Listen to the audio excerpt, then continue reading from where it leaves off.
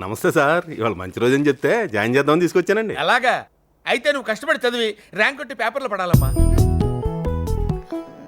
అంతా మన చేదస్తంగానండి. మంచి రోజు ఏంటి చెడ్డ రోజు ఏంటి?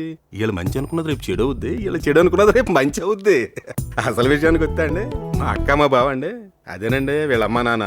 మా అమ్మాయిని ఏదో పెద్ద డాక్టర్ని చేద్దాం అని చెప్పేసి రోజుకి 20 గంటలు ఎంతెంత లావుపాటి పుస్తకాలు పెట్టి తెగ చదివించేశారండి. మార్కులు మాత్రం రావట్లేదండి. అదేంటో అలా కాదు కానీ బావా, రోజుకి 20 గంటలు కాదు 24 గంటలు చదివించే కాలేజీ ఒకటి ఉందంటే అప్పుడు ఒప్పుకున్నాడండి.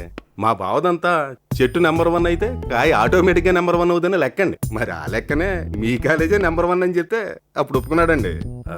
మీరు బాగా చూసుకోవాలి. మరి ఏమైనా తేడా పడలు వచ్చినాయి అనుకోండి, మిమ్మల్ని ఏమండండి బాబు, మమ్మల్ని తోలు తీసేస్తాడు. మరి ఏమనుకుంటున్నారా?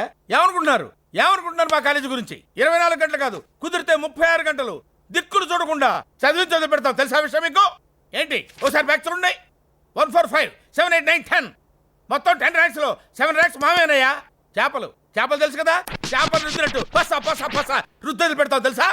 The entire state hour college stands first in discipline.